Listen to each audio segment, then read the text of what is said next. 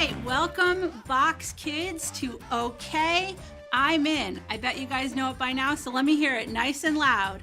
Okay, I'm in. Awesome. All right, we're on week 3, so let's do a quick recap just in case you missed or forgot anything. So I'm going to throw the map that I made of my life up here. The first week we learned about proximity, that the people in our lives that we spend the most time with are the people that we can grow strong in God with. So here on my map, you see the people who are closest to me. Last week we learned a really big word called being vulnerable. Remember that? Vulnerable. And that means being brave enough to share what's happening on the inside too. So your feelings and your mistakes. And when you're vulnerable, you become strong and you learn from those mistakes. So this week we've got another thing to learn. Are you guys ready? All right, you know the deal. Put your thumbs up and let me hear it. Okay, I'm in. All right, let's jump in. Okay, so I'm gonna need your guys' help for this part. I need you to find a partner in the room. Go ahead, find a partner. Nice job, everyone. Stand right next to them.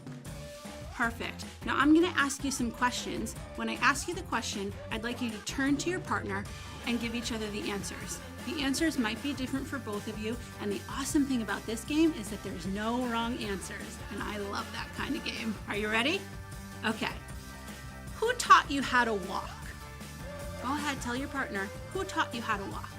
If you don't remember learning how to walk, I bet you can guess who taught you.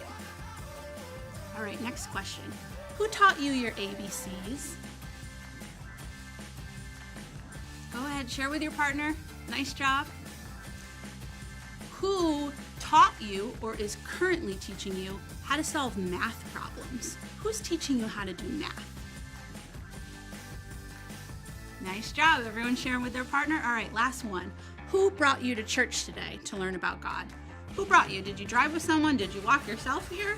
I don't think so. So who brought you to church? All right, nice job. You guys can find your seat. Now, I bet a lot of you said mom, dad, maybe grandma and grandpa. I bet you said some names of your teachers at school. Now I want to ask you something. If those people didn't teach you how to walk, your ABCs, math, if they never brought you to church, how would you know how to do those things? You probably wouldn't. You need people to teach you. We need teachers. Now I think in the room you've got a couple teachers with you today. So I want you to turn to your teachers wherever they are, give them a big smile and say, I need teachers. Awesome. I bet that made them feel so special. So I want to put my map back up here again and talk to you a little bit about some of the friends and teachers in my life. I have a friend named Sarah. We've been friends for over 20 years, if you can believe it. And Sarah is actually a teacher at a school. She teaches Spanish. And she's right there on my closest circle. And even though she's a teacher, she actually went to school to be a teacher and she teaches kids every single day. She's not the only teacher on my map. I've got about 6 or 7 people that teach me things every day. And some of them didn't even go to school for teaching. They teach me things about life as I share my life with them. And I'm learning from them every day. So my life is surrounded by teachers, and that's how I'm growing. So we're going to learn a little bit about how you can learn from teachers and how you're a teacher yourself today. Isn't that cool? We get to switch spots a little bit, so you guys are going to get to teach today too. But before we do that, I want to share a little story about how Jesus and his friends, the people in Jesus's map, taught each other. Are you ready? All right, let's jump into the story. So when Jesus lived on earth and he was spending time with his disciples, they began doing miracles and seeing people healed and all this incredible stuff, and people started to hear about it. So Jesus and his disciples were pretty famous in the towns that they went to, and a lot of times they'd have people running up to them, asking them for things, saying, can you pray for me? Can you help me? I need your help. Please help me with this. Please help me with that. And Jesus always had compassion on people and would stop to help when he could. Now, there was one time in particular when a dad was very upset. He ran to Jesus and fell down at Jesus' feet and begged him for help. He was crying, he was shaking a little bit, and he said, "Jesus, please help me. I have a son who's terribly sick. He keeps shaking and he looks angry, and sometimes he shakes so much and it seems like he can't control it that a couple times he fell in the fire, sometimes he fell into water, and I'm so scared for his life and I need you to heal him. I actually brought my son to your disciples and they couldn't heal him, so you're my last hope. Jesus, would you help me?" Now, what do you guys think Jesus did? I'll give you a second to think about it. Yeah, Jesus took care of the problem. Jesus said, "I want to help you. Bring your son to me." And Jesus looked right at the son, and he could tell that there was something awful living inside of him. He could tell that the boy wasn't really an awful boy who would do those things just to be disruptive. He knew there was an awful spirit living inside of him. So Jesus told that spirit to leave the boy right away, and instantly he was healed. The boy's face changed.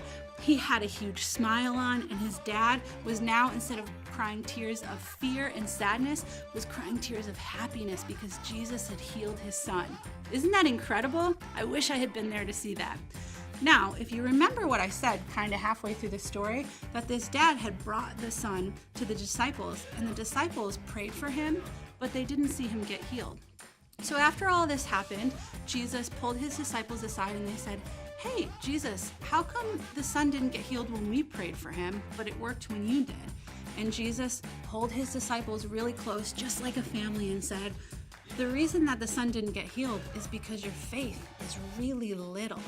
And if you really believe that God could heal people, your faith would be big and you would pray and you would see it happen.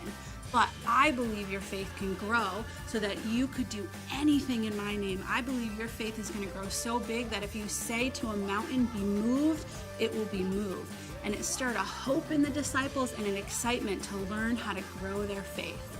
Now, that's a happy ending to the story because a boy got healed and the disciples learned what they need to do the next time they encounter someone with a problem.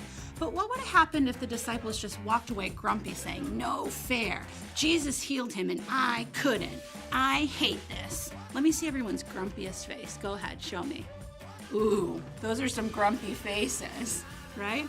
Or what would have happened if Jesus said, "Oh, those disciples, they don't know anything. I'm not even going to bother teaching them. I'll just take care of it from now on because they just can't do it"?